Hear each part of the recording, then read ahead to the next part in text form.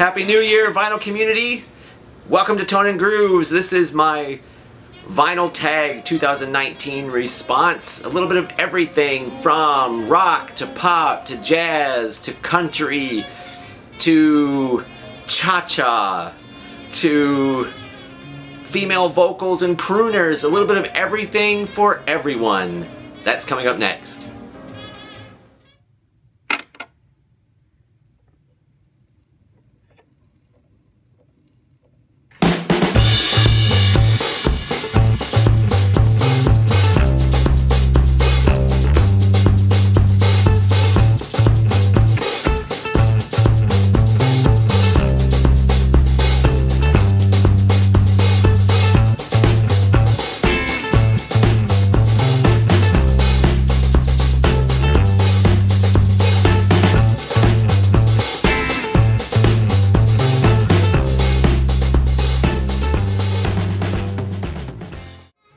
Hello vinyl community, music lovers, and anyone else who just happened to stumble upon this video. Again, welcome to Tone and Grooves. My name is Jeff, and I will be your host throughout this Vinyl Tag 2019 response video.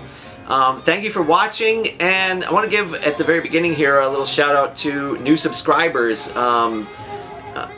Chris at Dixieland Farms pointed out around New Year's that I had hit 300, and that's pretty cool. That's exciting, and a little bit over 300 now. I've gotten a few new subscribers in the last week or so, and really appreciate it. I mean, that's just great. That's really cool. I'm excited about that and very pleased by that, and just really enjoy the conversation and the interaction, the comments that many of you leave on the videos. I mean, the help that some people have given and trying to help me find that album that I had put in my Duh Wreckurd contest video, the grail that I've been looking for, that record that I listened to as a kid, and trying to find that, and so I've gotten some comments on that and some feedback and some help, and haven't found it yet, but the interaction with you in the vinyl community is really fantastic. It's what makes this so much fun. So I just want to thank you for that. Thank you, new subscribers. Thank you for watching this video. And now I've rambled on. So let's dive in, because there's a lot of questions here. This Vinyl Tag 2019, we got 20 questions to go through. I actually combined a couple to try to free up some more time to talk about things I really want to spend more time on. So let's dive in. First question up is best find of 2018. That actually was a difficult question for me because I found some really cool stuff, and so I was like, how do you answer that question? So I'm actually going to show two records for this one. The first one I've got is just strictly from a collectible standpoint, kind of hot find kind of an aspect. I went with probably best find as far as that goes would be Led Zeppelin 3. This copy of Led Zeppelin 3 that I picked up in the last year, and I paid $2 for this. It's in not the best condition. You got a little bit of ring wear and some some wear on the jacket. You got somebody's name written up there in the top corner, but it is it has the wheel. And the wheel does, the wheel is in there, the wheel spins. Whoop, we gotta go this way. The record's in decent shape, probably oh my gosh, I haven't even cleaned this yet. Okay, this record goes into the to be cleaned pile, obviously. Oh my gosh, I can't believe I haven't cleaned this yet. It is on, obviously the Atlantic orange and green label. Probably a strong very good on this record. Not quite in the very good plus, but a strong very good. And to pick that up locally here in a junk shop for $2, that was a really cool find. The thing is, I enjoy Led Zeppelin, but I'm not a huge Led Zeppelin fan. So, that's why part of the reason why I went with, for me, probably the most exciting find in 2018 was finding Dave Brubeck Time Out for free. I got 2 copies for free in 2018. Those copies, the free copies, were the Columbia 2i. These are stereo copies. And then I did run across a 6-eye Columbia, not a first pressing, but a 6-eye Columbia in a record store here locally, and bought that one. But so I ended up with 3 copies of Dave Brubeck Quartet Time Out in 2018. This was really super exciting for me. I love jazz. I love this album. So to find these was just great. So those are my best finds in 2018. Next question is, shout out to other VC channels who deserve more viewers, and I've got 4. I went with Johnny Seed. Johnny Seed is over in England, and I really enjoy Johnny's videos. He does some videos where he actually does a lot of needle drops, and did a couple. He found a couple of like a big lot of 10-inch jazz records, and like actually like played through them and like put the needle on, listened to some of the music, and like gave his reaction. So it was like a vinyl finds with, you know, kind of a listening session along with Johnny, like his first reactions to those records. I enjoy Johnny's videos, and you know, he definitely deserves more viewers. That's Johnny C. I'll put the, you know, along the bottom of the screen or something here. I'll put up their actual names so you can see how it's spelled, because some of them are kind of a little bit off. The last one in particular. Second, Jamie Cottle. Jamie Cottle is new to the VC, and I've been really enjoying Jamie's videos. I think Jamie's in Canada, if I'm not mistaken. He has a very cool presence on video. He actually reminds me of Tom Brokaw. He kind of looks a little bit like maybe like a young Tom Brokaw, and his presence and his voice reminds me of Tom Brokaw. And he's very, you know, if Jamie's not like you know, on like hosting news in his home city or whatever, he should be. Jamie, really appreciate your videos, and enjoy your presence. I like the way Jamie does like kind of themed videos, so it'll be, you know, all about a certain band, and kind of going through that band's catalog and whatnot, what he has in his collection. So that's really cool, and Jamie definitely deserves more viewers. Another one, Jolly Roger. Jolly Roger, I enjoy Roger's videos. He has, again, kind of he's got a little, I think Johnny's Roger's down in the South. Got a little bit of a southern drawl, which I like. I grew up in Florida, grew up in the South, so it kind of feels like home to me when I hear that. And Roger's got kind of a, much like me, a very eclectic taste in music, and his Vinyl Finds videos usually run the gamut of, you know, all kinds of different music and genres and whatnot. I'm just looking at my screen here.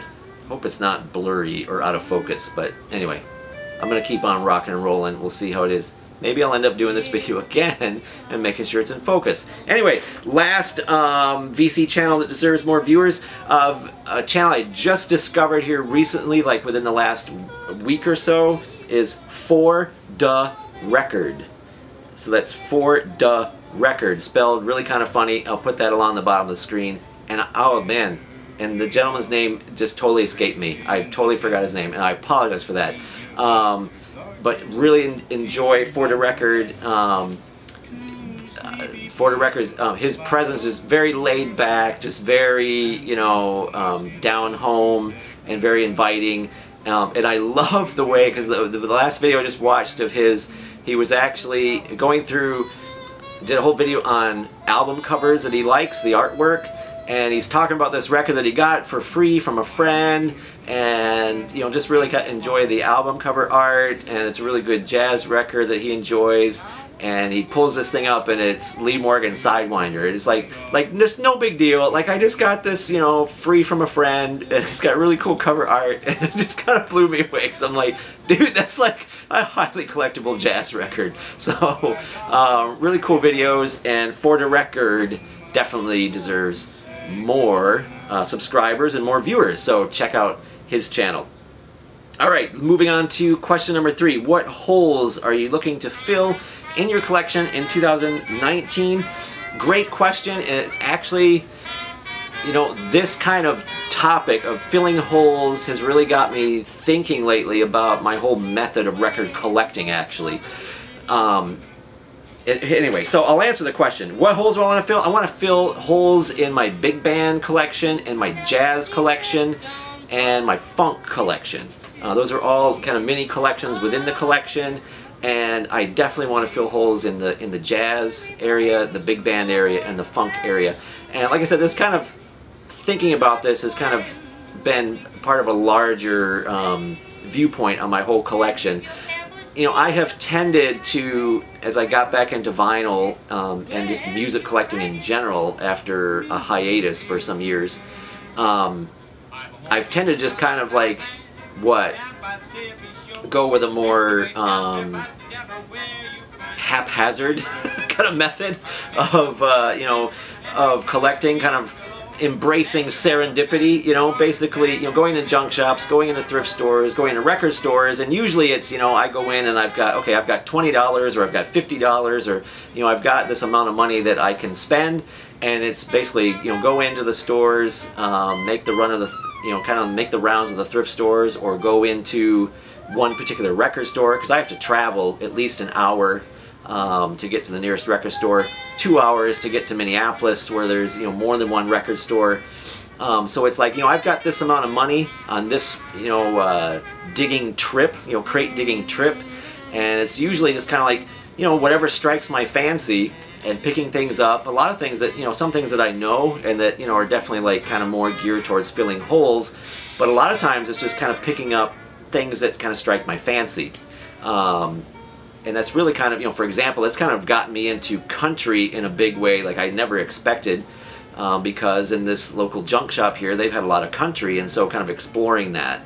But we're kind of rethinking that lately, and like, you know, I think I would like to maybe transition to more of a into a more kind of specifically directed, like work from a list, like these are specific things that I want to get and fill holes in the collection. And work that way, and yes, still go to record stores and whatnot to do that, but maybe do a little more buying online, which, ugh, you know, I hate to cut out the local record stores, and I kind of have a hard time buying online because you don't know what you're going to get condition wise. You know, somebody's idea of very good plus can be radically different from mine, so it's kind of like a crapshoot in some ways. But I've really been thinking more about that, like, you know, filling specific holes and kind of with a little more organized approach to collecting that I think I may embrace in 2019. So in that view, yes, jazz, you know, so many great classic jazz albums that have been re-released on vinyl. I was just looking at, you know, like Art Blakey Moanin', which is a fantastic jazz album, and I don't have it in my collection, and it's been re-released in that Blue Note, you know, whatever that is, 50th or 80th anniversary thing and whatnot. And so, you know, like the opportunities are ripe to pick up some of these reissues and represses and fill some really cool holes in my collection. So that's that question. All right, let's see here. Number 4. Been at this for over 10 minutes now. I've only gotten to number 4. It's going to be a long video. I don't know, for a cheap album that's really good, I went with, and let's see if the glare, hopefully the glare, I went with Rare Earth. This is Willie Remembers. This is from 1972. Rare Earth, Willie Remembers. You can pick this up super cheap. I got my copy for 50 cents at, I think, like Half Price Books in the bargain bin. So I got, you know, I got mine for super cheap.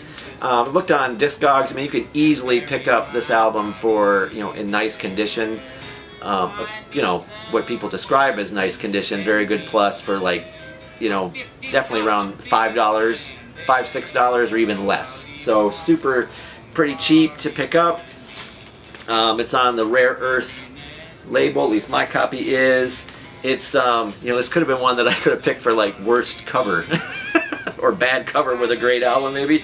It's a weird cover, that's for sure. It's like this triple fold. It's one album, a single album, but it's like this triple fold out.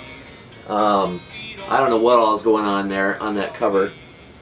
And you got on the inside the band. A lot of glare there, sorry about that.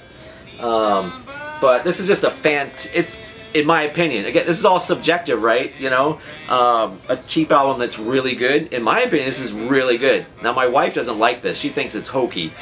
She thinks the lyrics are hokey and whatnot. Specifically, the second song on side 1 that I just love. Every now and then we get to go on down to Miami, which is like this just awesome kind of blue-eyed soul kind of funk song that just jams. But my wife thinks the lyrics are hokey, and maybe they are a little bit, but I think it's fantastic. I love this album. It's a great mix of, like I said, blue-eyed soul, some funk, some like blues rock, just fantastic album in my opinion. I love it. So, and it can be picked up super cheap.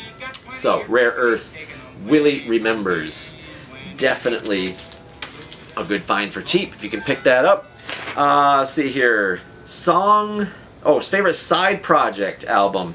Favorite side project album. I'm actually going to show like multiple, because I just kind of figured I'm just going to show my favorite side project, which is The Time. So I've got, here we got Ice Cream Castles going backwards in time. What Time Is It? The Time, great cover. Love Morris Day on there. It was just fantastic. The debut Time album. These were all done on Warner Brothers. There's that label. And, the interesting thing, this was a side project for Prince. And Prince is one of my favorites. So, and this is probably his best side project. I mean, it's just phenomenal. The Time was an amazing band. The thing about these, especially the first two, and, whoop, I keep going backwards, and even, Ice Cream Castle, this is the album that came out along with Purple Rain, because The Time is in the movie Purple Rain, and then, kind of the battle of the bands and whatnot.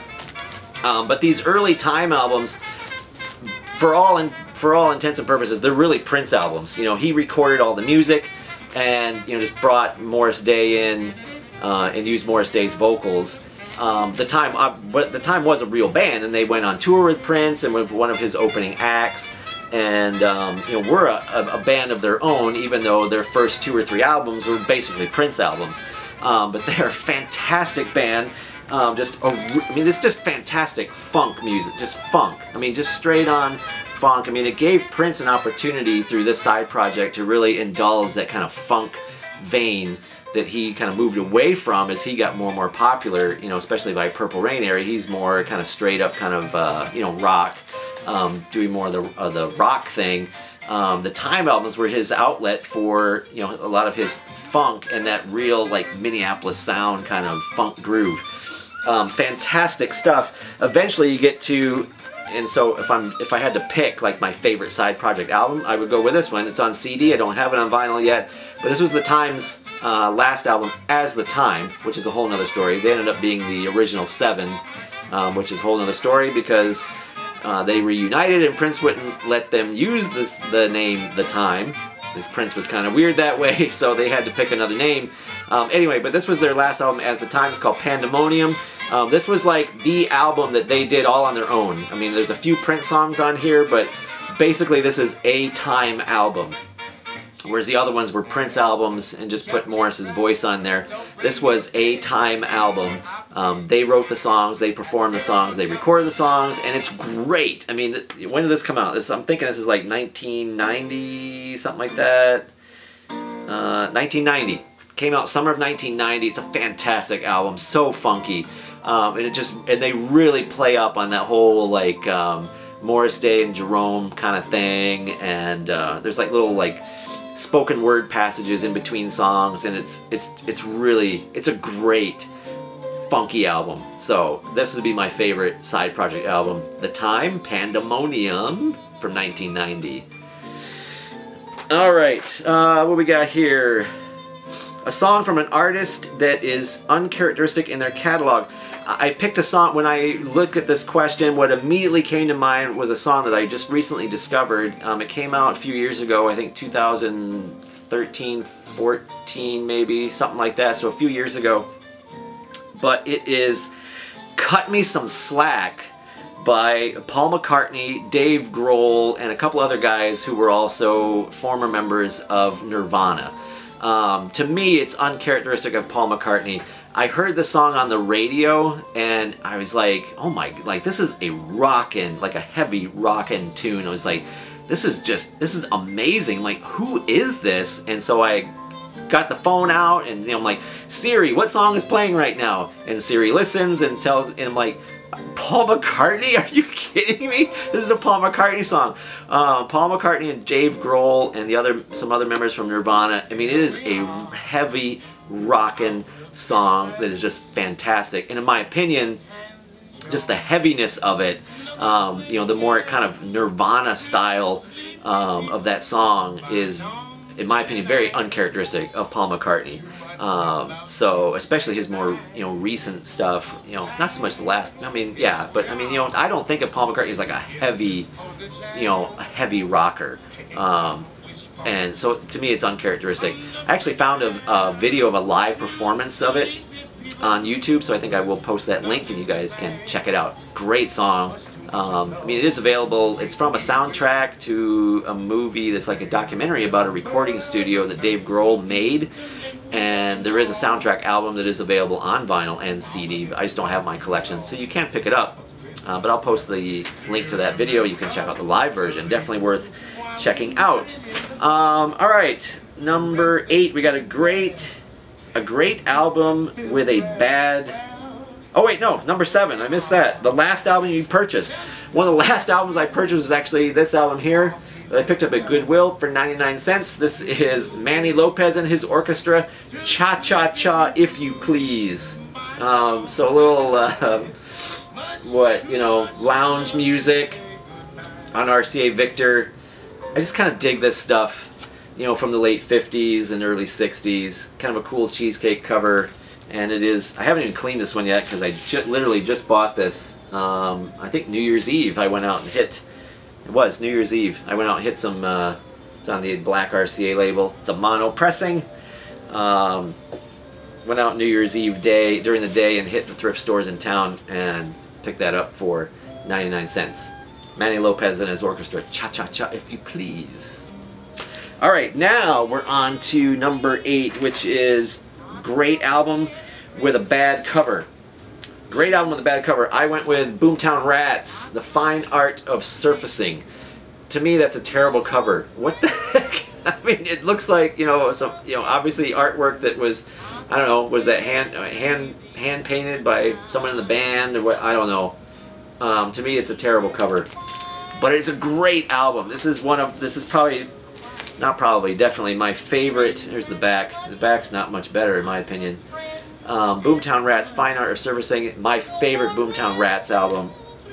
I totally dig Bob Geldof, his quirkiness, the poetic, I mean his lyrics are so poetic, and he's just got this kind of biting, kind of, I don't know, sarcastic, kind of facetious, you know, tone to his lyrics and even his singing, and I totally dig it. It's on Columbia. Someone's Looking at You and Diamond Smiles was the first 2 songs off side 1. Those are fantastic. They're just great songs.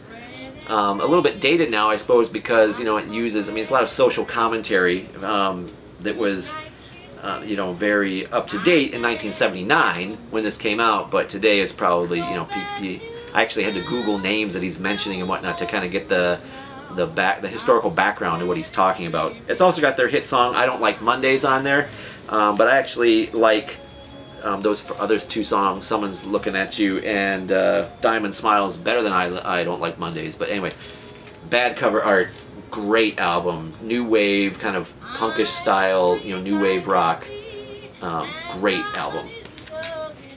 Alright, this is turning out to be a long video here, but I'm going to move it along here as quick as I can. Bad album with a cool cover. I mean, I've got lots of bad albums with cool covers. I oftentimes collect albums because of the cool covers, regardless of the music. But I have a whole Jackie Gleason collection, which I don't really like the Jackie Gleason music, which is totally like, you know, easy listening, kind of, you know, lounge style, if you will. But fantastic covers. Anyway, but the first thing that initially came to mind was this album here that I picked up. It's a country album. It's Mickey Gilley Encore. This is a great cover, in my opinion. I mean, it's got the shrink on it, so I'm getting the reflection. But I mean, you got this whole, like, you know, it's set in Gilley's bar, so you got this whole like electric bull riding scene here, you know, with these, you know, babes on the cover. It just looks like so much fun, like, you know. And then you got this whole, like, here's people in the bar in the back, all these chicks hanging out with Mickey Gilley. I mean, it looks like fun. It looks like, you know, like it's like a party atmosphere. It's a bar atmosphere. It's a, you know, whatever, I don't know, like country bar, like electronic bull riding. Like, this is fun. This is a fun album cover. It just, to me, looks so cool. It's a terrible album, in my opinion. I mean, it's all ballads. I put this on and I was like, are you kidding me?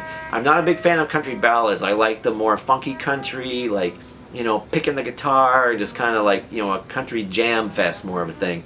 And this is like all ballads and kind of slow, sappy songs. So, very disappointing.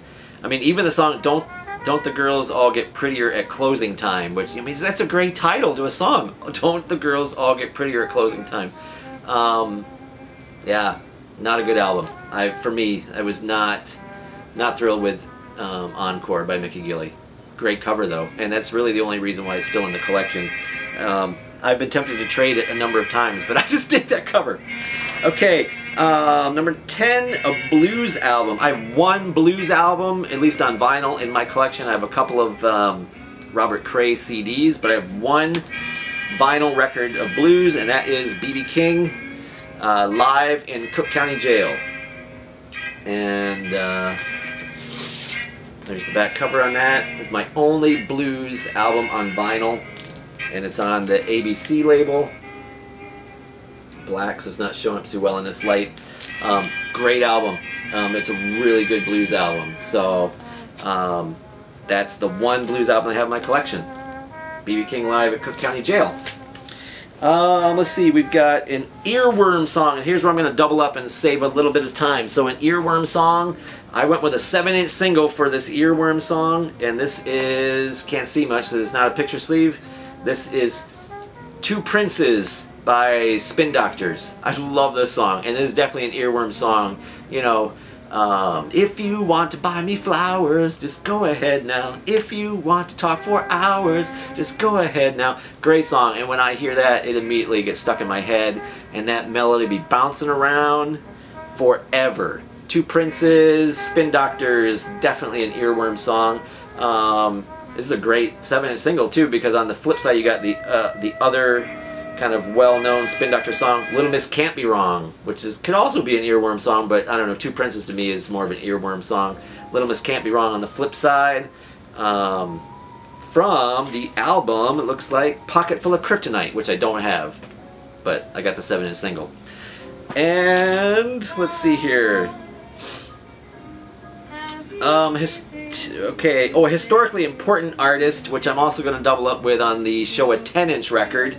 I went with Hoagy Carmichael, and what we got here, this is a recent find, also one of my very last pickups in 2018, which is this Decca promo, a white label promo, and it's got chocolate whiskey and vanilla gin on one side, and then the other side has Three Rivers. This is Hoagy Carmichael with Buddy Cole and his orchestra, and I found this actually online, picked it up. Super cool to have a white label promo. My first white label promo of Hoagy Carmichael. I have a number of Hoagy Carmichael 78s in my collection, but to pick up this white label promo was super cool. And it's a bonus to me because it obviously was a radio station copy. I don't know if you can see that if the camera, sometimes my camera doesn't focus. You can see there it's got written in pencil there. You've got, so this is the chocolate whiskey and vanilla gin, which is like scratched out, and then it's the note here is not for air. So don't play chocolate whiskey and vanilla gin on the radio. So that don't fly on the radio, but you can play Three Rivers. So I just thought that was super cool.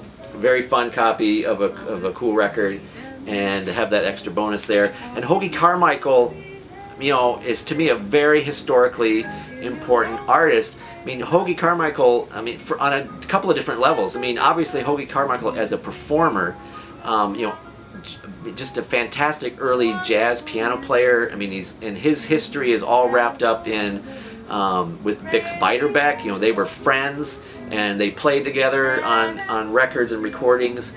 And the two of them obviously are all wrapped up in the, you know, early history of recorded jazz with Jeanette Records in Richmond, Indiana. So you've got all of that connection, and then Hoagy Carmichael as you know, as a composer. I mean, you know, Hoagy Carmichael wrote songs that are still to this day like standards, you know, jazz standards. You know, Stardust, which is still a jazz standard. One of my favorite songs, probably one of my, it's definitely one of my favorite Hoagy Carmichael songs. Just a phenomenal song. It's just great. And it's, you know, it's a classic jazz standard. You know, other songs like, and this is what's playing in the background right now is actually this CD set here of Hoagy Carmichael, the first of the singer-songwriters. So it's a 4-disc set of Hoagy Carmichael songs performed by sometimes Hoagy Carmichael, but most of them they're performed by other performers. You know, like Ethel Waters, Benny Moten, the Casaloma Orchestra. There's some of Hoagy Carmichael, Mildred Bailey. Anyway, Louis Armstrong. You know, so it's just super cool. I mean, he wrote a bunch of songs that, you know, Washboard Blues, Stardust, Rockin' Chair, Georgia on My Mind. You know, he wrote songs that are like standards even to this day, and that are still covered by people to this day, and have been covered by people like, I mean, Willie Nelson, you know, did a whole, you know, his Stardust album is an album of covers of these kind of standards, and that album actually has his cover version of Stardust and his cover version of Georgia on My Mind, I believe. So Hoagy Carmichael, definitely a favorite of mine, and an artist and composer who has great historical significance. And his songwriting is just amazing. I showed a biography of Hoagy Carmichael, I can't remember the name of it now, by Richard Studalter. It's in my video that I showed on my books, my music book library. Great biography, and that biography really goes deep into the whole kind of songwriting style of Hoagy Carmichael. Definitely historically important, and just a great stuff. Hoagy Carmichael. And a 10-inch record, Chocolate Whiskey and Vanilla Gin, but don't play it on the radio. Alright, where are we at here? An album you own because of your parents. Immediately what came to my mind is Julie London. Julie London, Julie is her name. I remember this album being in my dad's collection, and as a kid and a teenager, I was like, I had a crush on Julie London. Like, I was just drawn to this album cover. I mean, you know, how can you not be? This is not my dad's copy, unfortunately. What happened was, you know, along the lines there, I don't know, maybe 10 years ago, my dad gave me his entire record collection, you know, hundreds of records, and I boxed them up. At that time I was living in Ohio, and he lives in Florida, so I boxed up all of his records, you know, drove him back to Ohio, and I was in Wisconsin then. Anyway, doesn't matter. I was in Wisconsin at that point. But anyway, so drove Dad's record collection, you know, back to here to Wisconsin, unpacked it all. I'm going through all these records, and I was looking for them. Like, I remember this from my childhood, looking for this Julie Is Her Name album, and it wasn't in there. So I don't know what happened. Dad lost his copy somewhere along the line. But anyway, so a couple years later, I was able to pick up a copy of this in another collection that I bought. But anyway, just Julie London is just fantastic. And you know, the thing about Julie London is, they said, you know, her voice wasn't, she's got a great voice, but it's not one that really projects.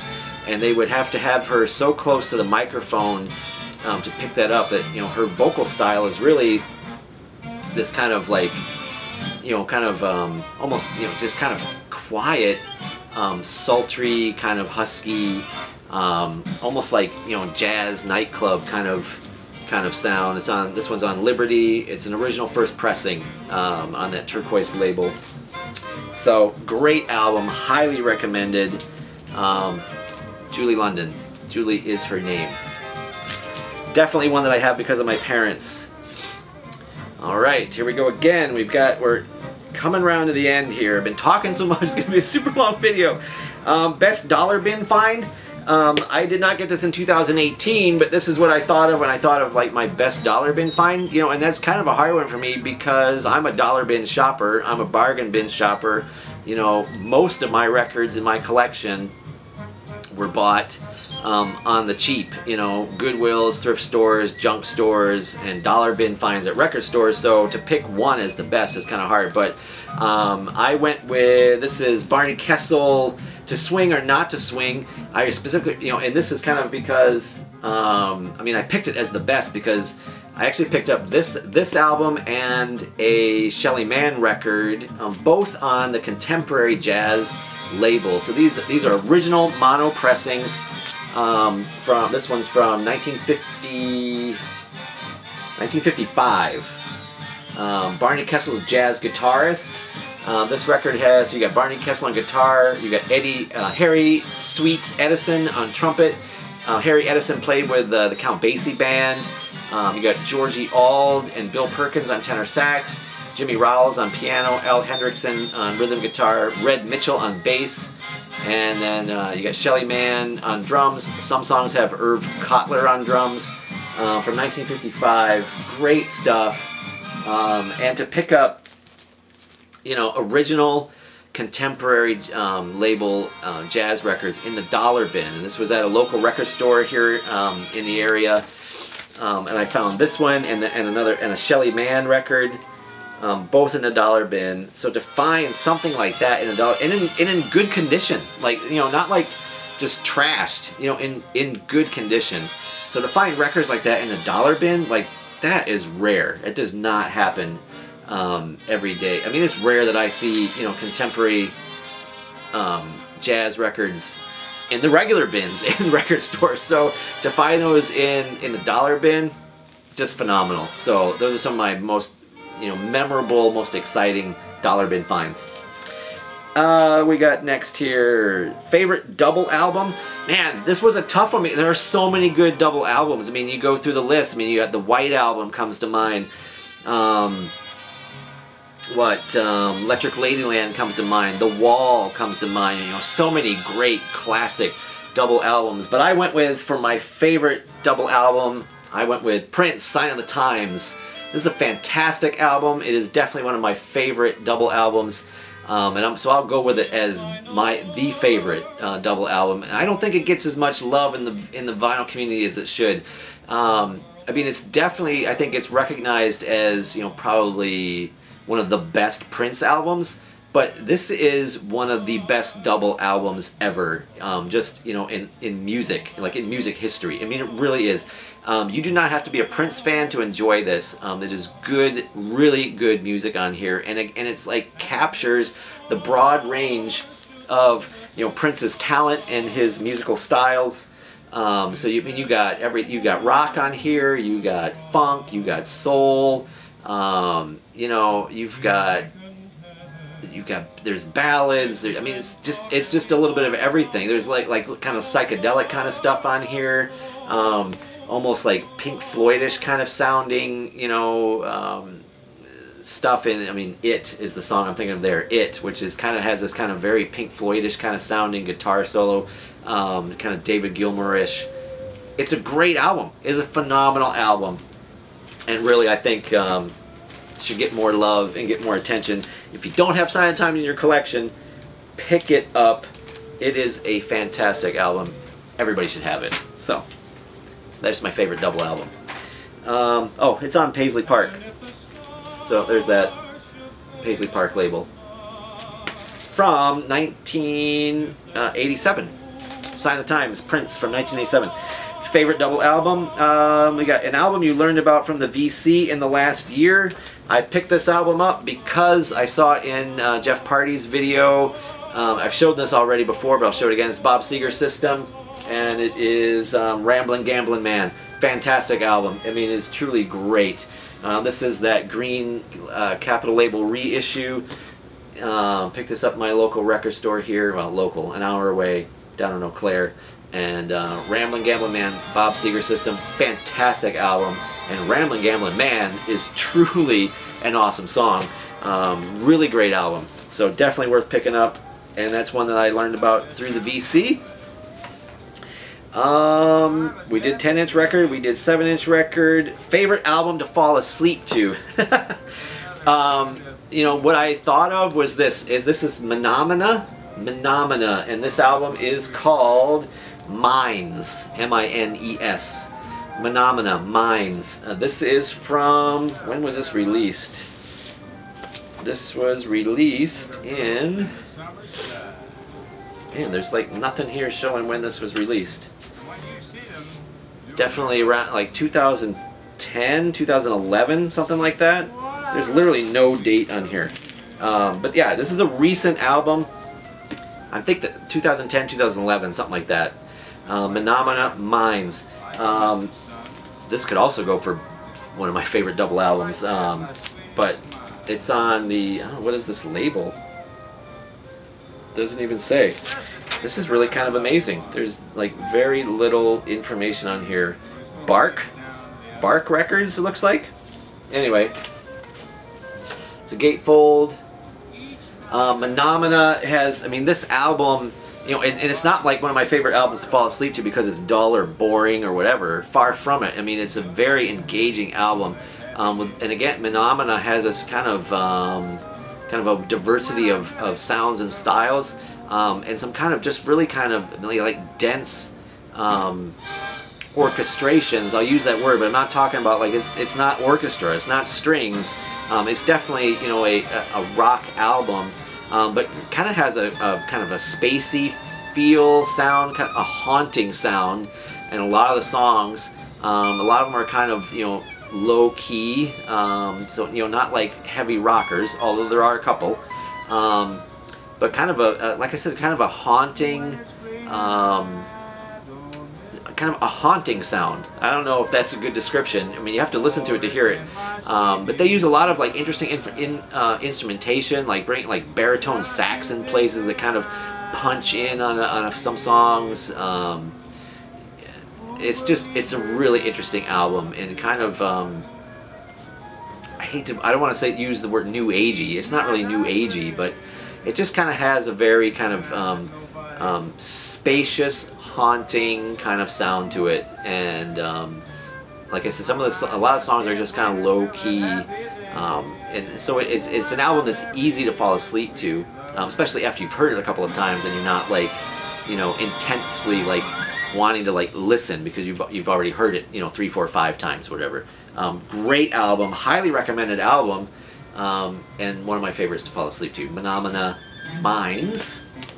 And then the last question is your favorite VC experience and or advice for people contemplating making videos. You know, my favorite experience, I mean, it's not like one experience, but my favorite experience in the VC is the back and forth. It's the dialogue, it's the commentary. Whether that's through videos, you know, people mentioning, you know, kind of like doing response videos. You know, and I guess specifically, you know, I really loved, and I don't know that I've ever like really given thanks for this, but oh shoot, and now he's gonna totally, the name of his channel is totally slipping out of my mind. Shoot, hang on, I gotta get my head screwed on straight so I can get this right. Okay, yeah, I got my head screwed on straight now. So, yeah, Gregory Short, who has a fantastic channel. I mean, he's been in the VC for years, and he did a video, like when I first started out, like I did this road trip video where it was my birthday and I went over to the Twin Cities and had a massive record haul because I traded in a bunch of stuff at Half Price Books and at Jaime's Records over in Minneapolis, and so it was like a road trip video talking about how much I got for the trades and then showing what I bought. And I mean, this was like I had just started in the VC, and Gregory like did a video where like his video was showing my video and a couple of other, you know, people's videos, and he did it live, and so his video was him and whoever else joined in live watching our videos and commenting on them and whatnot. And I gained a lot of, you know, subscribers through that video, and I really appreciated that Greg did that, and the positive comments that he had on my videos and whatnot, and I just really appreciated that. So that, you know, that back and forth, that the commentary in the VC, you know, that's my favorite experience or experiences.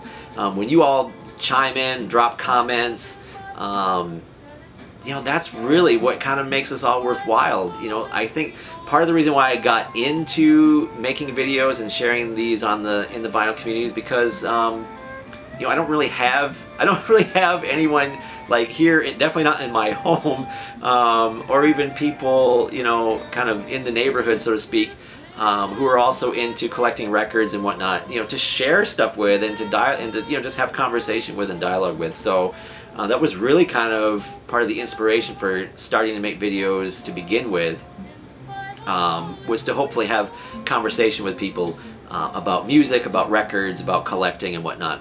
So, I mean, that's my favorite experiences. Advice that I would give to people who are contemplating making videos. I mean, others have said it, just dive in, just do it. I would definitely echo that, and I would also say, you know, I think there's a tendency, I know I felt this way, and probably still do sometimes, although I've gotten over it, but I think there's a hesitancy to share our finds and share our, you know, our records or things out of our collection if they're common, if they're not, you know, like as if like we, you know, like we have to have, you know, like holy grail finds in every video in order to justify making a video. And I think that's, you know, part of there's a hesitancy then to just dive in and make VC videos because, you know, not every video is going to be like holy grails. Some of it's going to be common stuff. You know, and you know, man, don't fall into that trap. I think for me, what is so great about people's videos is people's personalities. I just enjoy getting to know people. And to be honest, I watch more videos because of the people's, you know, because of your personalities, you people who make these. You know, I like you guys, and so when watching your videos, like hanging out together, yeah, it's cool to see, like, you know, what, I don't know, like a first pressing, you know, near mint condition, you know, say Sonny Rollins Saxophone Colossus, which is probably what, you know, you'd probably pay $1,000 for that album, if you could. All right, yeah. So anyway, so as I was saying, sorry, I had to like dump my camera and create more memory and put a fresh battery in because this video was going on for so long. Anyway, as I was saying, you know, you don't have to have like holy grails in order to justify making a video. I mean, just, you know, show what you have, show what you got, show what you collect, show what you found, show what you love, what you're passionate about. Whether, you know, record, whatever the music is, and whatever the records are. I mean, if it's CDs and cassettes and 8-tracks, show that too. I mean, just be yourself and show what you got. And, you know, like somebody else said, I mean, what's the worst that can happen? You know, people don't watch. I mean, you know, whatever. So, I mean, you know, I think one of the best videos that I saw on the vinyl community was Chris at Dixieland Farms. He did a couple, maybe 3 videos. I think he did a little series. I think he called it like Commonplace Collection. And the whole point of those videos was to show records in his collection that are really common. I mean, he did one on Elton John. He did one on Billy Joel. Those are the 2 that I specifically remember. And, you know, so all common records. I mean, yeah, I mean, records that you can find in the dollar bin and whatnot. But, you know, his video on Elton John was fantastic, and it was very helpful for me because I had just gotten into collecting Elton John records, and you know, he was showing how, you know, some of the early pressings have like these little booklets on the inside of the gatefold jackets and whatnot, and, you know, so it helped me see like things to look for. And, you know, it's common stuff. It's Elton John. There's millions of them out there. You pick them up in the 50-cent or the dollar bin. But great video and very helpful for me. You know, and Chris has just got a great personality, and I love hanging out with him and watching his videos. So no matter what he's talking about, I mean, you know, he doesn't do just record videos. He does stuff about his farm and his trips to Disneyland and Disney World, and, you know, I mean, it's all about the love of music and the love of just collecting records and media, and really, I think for me, what it all comes down to is personality. And you know, so just share your collection, what you're passionate about.